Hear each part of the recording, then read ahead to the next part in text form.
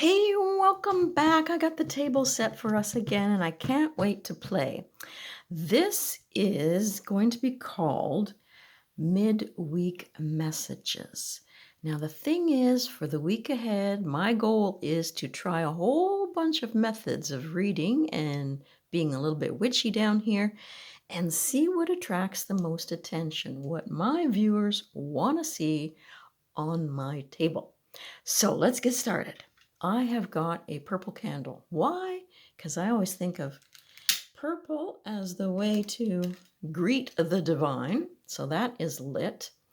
And what else did I bring? Okay, now in this little dish here, I've got some wormwood. And I brought wormwood because my research shows that it's great for psychic power and inviting in spirit to give us the best messages. Then I have Damian leaf, and you can see some of that in here. It's nice. It's a little bit fluffy, but not as fluffy as the wormwood. Now, the wormwood does come with some warnings, It's not great to ingest this. Do so very carefully or not at all because it can cause seizures. But if you want to burn it as well, you must use it in a ventilated area. But I'm not burning it. I'm just placing it here for the benefits of psychic power. I don't know whether you can read that there in the light. It's kind of bright. Let's see if we can dim some of that light. Dun, dun, dun. Ooh, that's even more witchy. Okay. Anyway, not so great there. But it does invite spirit in, and it can be used to reverse another's spell against you. So it's protection as well while traveling. So it's got a lot of things going for it. And let's see, the other thing I have is wild violets, which I foraged off of our property. And after they dried, they lost some of their fragrance. But what I did was put in some violet essential oils. You can see it kept its purple really nice. And the scent is heavenly. So I brought violet in for that friendship, that sharing. And it's also good for creating tranquility and enhancing the magic and hopefully bringing some awareness and to attract that good vibe that we got going. And I like the fact that the cards here that I showed the other day on my channel, these are the psychic cards. So we're going to put them to the test again. And I'll include the full title in my descriptions. But, ooh, I like how it goes with my candle. That's pretty nifty. And the other thing I included was 3 opalite. 3 is the sign of fertility and growth for me. And opalite also enhances communication. And like some of the herbs, brings a little bit of tranquility and allows spiritual growth. So I do like opalite. So that's going there. Now, let's begin. So, we already said it's midweek messages, and I chose 2 cards. I'm bringing in the autumn element again. And so these cards are from Kyle Gray's Angels and Ancestors Oracle cards. Have not used them a lot. Really liked the message inside. And because we're beginning to do some divination, why not? Let's have a little reciting of the summoning. The guardians of the 4 corners, mother in the earth, father in the sky, angels, ancestors, sacred ones, I call on you and welcome you here and now. So I think that's kind of nice. And the other portion of the box says, I set the intention that whatever is gained from the lessons learned during this reading today for the group, that this tool will be dedicated to the growth of all beings in all places. Yeah, I can't have you all here for tea. There's just too many, but I can certainly invite you in to be with me and play.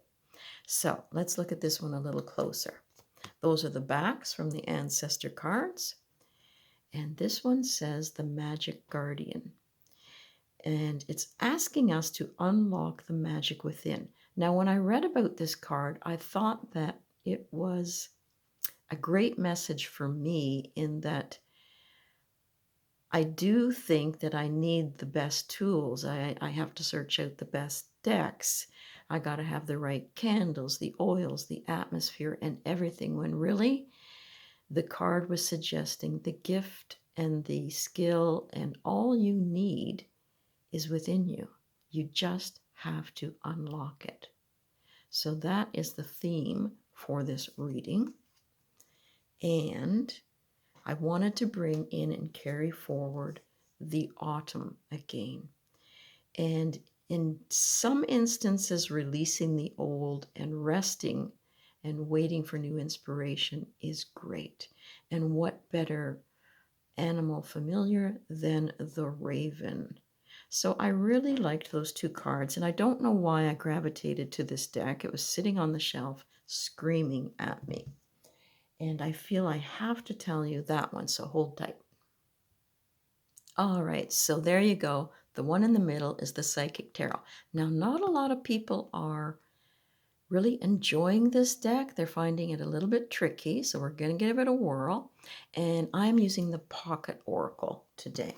So I just did a review on this, and I thought, let's see what it wants to tell us. Not sure how the reading's going to go yet. These are the only two cards from the Ancestor deck I'm going to use. I'm going to be pulling for answers from here. Now, if we go back to the Magic Guardian card, it did, really resonate in that it says, unlock, open, be ready to receive, and stop looking out. Look in. Feel that sense of self-empowering that we can bring. Build that confidence. And directing and creating space for our power to grow. And building on that past knowledge, possibly that we brought from other lives, and having a personal practice where we can explore, begin to access our talents, the ones that have maybe been hidden a little bit. So we're unlocking it. The key is to look inside. And I do have some questions I'm going to put to this and then shuffle these cards. So we're creating our personal practice. We're looking at our talents. We're doing some self-healing to support us as we relax and lean into being ourselves. So I'm going to take the cards now, and I'll explain this one when we get to it. I liked the way that these cards did riffle shuffle, whatever you want to say. And I am going to have to drop the cards down, or the camera down, just a wee bit more, because I want to lay the cards underneath these ones.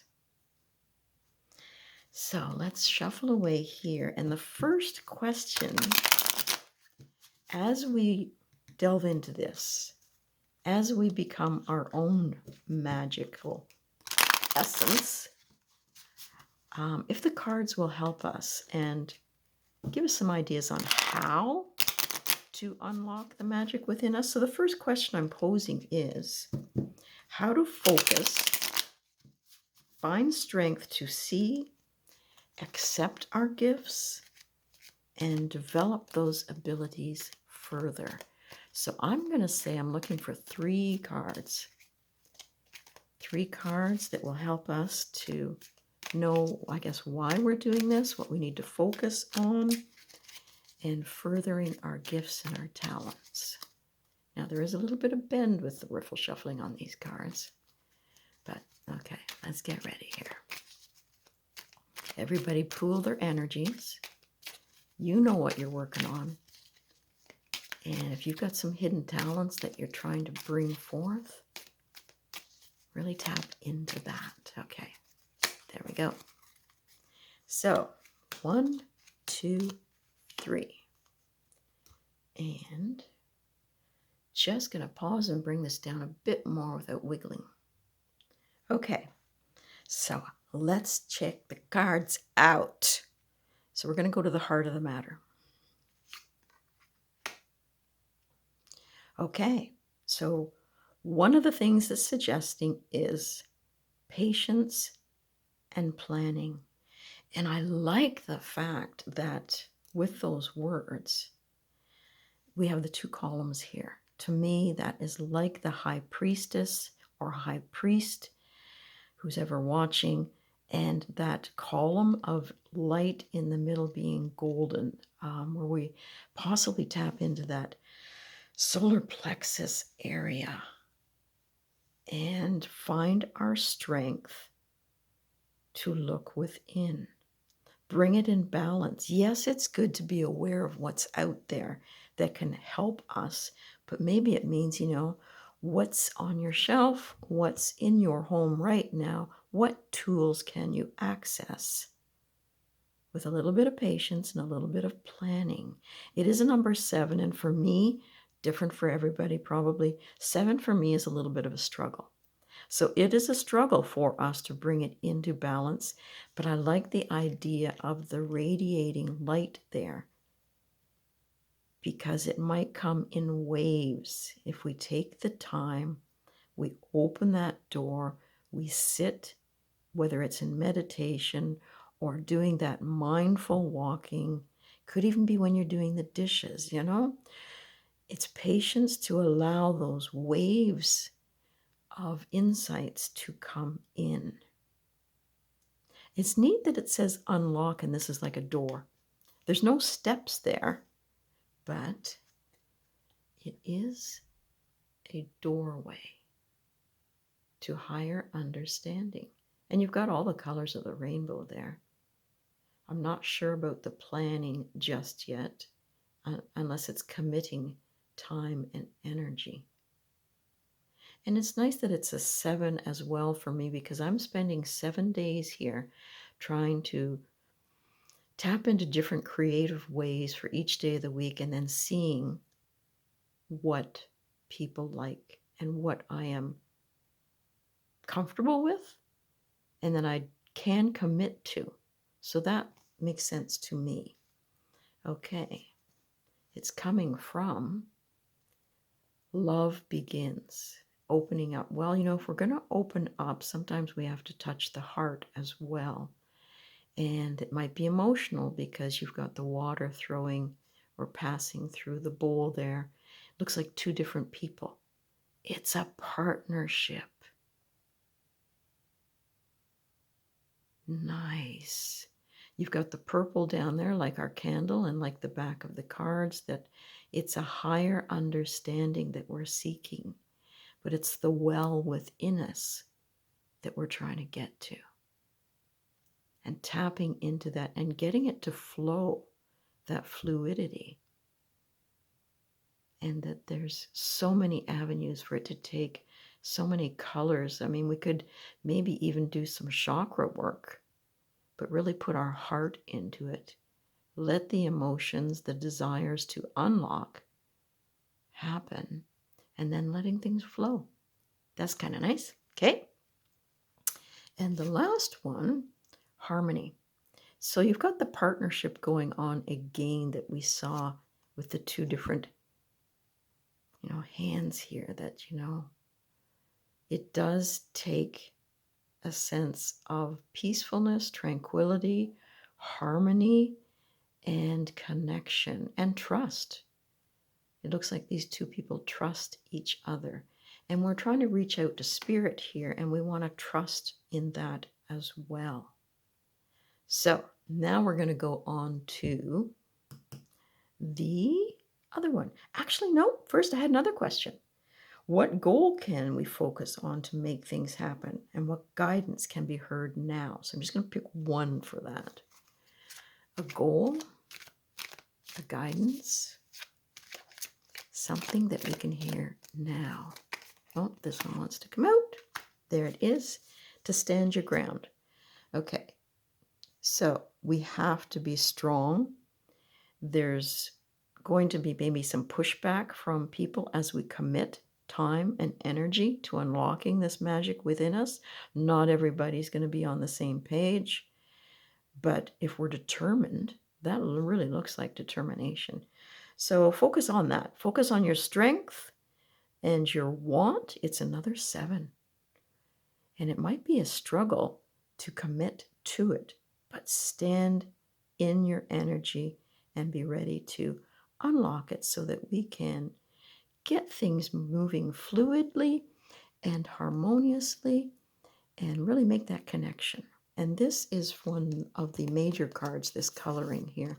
So it's a major connection and trust. All right, now on to autumn. What do we got there? So we'll take the rest of these cards. This card for me with the release the old and rest talked about the pressures that some of us are feeling and the demands that we make on ourselves or that others place on us that need to be addressed. And in the fall, we get some of that quiet time in order to do that. But it does suggest we need to lighten our load. When I think of the raven, they fly, they soar, they see. So fall is a time for us to do the same. Unpack, release anything you've been hanging on to for whatever time that maybe, let it fall away like autumn. And because, you got the leaves changing color and nothing stays the same. Things do change. And I guess being willing to adapt to the changes. Once we unlock our magical self, then we can be like the raven and see things more clearly. They say ravens are very smart. They remember. We also need to remember some of the skills maybe that we need to tap into and let them soar. So we need to take every opportunity to heal as we step into autumn and let ourselves shift and change in order to find deeper meanings and able to work at a deeper level. So it might be more listening, stillness, and that keen sense of stepping into parts of you that may have been untouched or hidden. That's kind of neat. So the first question, let's pick 3. What's 3 cards, not 3 questions? What spiritual advice does the raven wish to share with me on possibly releasing and letting go? So place your energies here, people. We need to know what the raven would pass on to us, knowledge-wise, around this releasing and letting go. Okay. We'll move this one over here. There she goes. Shift a little bit. We're concentrating on the raven. Oh, I'm turning them over this way this time. Okay. So we've got 2 majors basically here because they're the black bordered ones. And this is our emotional one for the green. Okay. So in this time of stepping into fall, and we want to be healing, and we want to be releasing, use your intuition, it says. You know what you need to release. And I like the idea of the door here. And with the handle, you either open it or you shut it. But that door to me looks like it's shut, but there is that heavenly glow of light around it.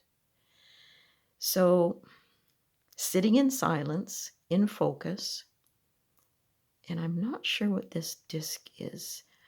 To me, a disc or a pentacle gives confidence, but it looks like the star system within it. So I guess have confidence, and I believe this is the Ankh for strength, and know what you want to allow in and what you want to shut the door on. And she's pulled back her hood here to allow that light to sort of enter, in my mind. Okay, we've got the universe, and we are connecting within ourselves, and there's a lot within us, almost like the universe. But maybe this is talking too about 2 plus 1 being growth, 21 being the universe, accomplishing things. It's a good time to sit back and take stock of the things that you have accomplished. Be thankful for that. I think of Lamas that just passed, or Lamas, how you want to say it. Autumn's a good time to sit and look over what you accomplished. Maybe you tried some things and it's time to let those things go. They didn't quite work out for you. But this is a stage for us and tapping into the world energies and taking that next step to growing. We got the 2 for partnership there again, which is echoing a little bit of what we just had over here.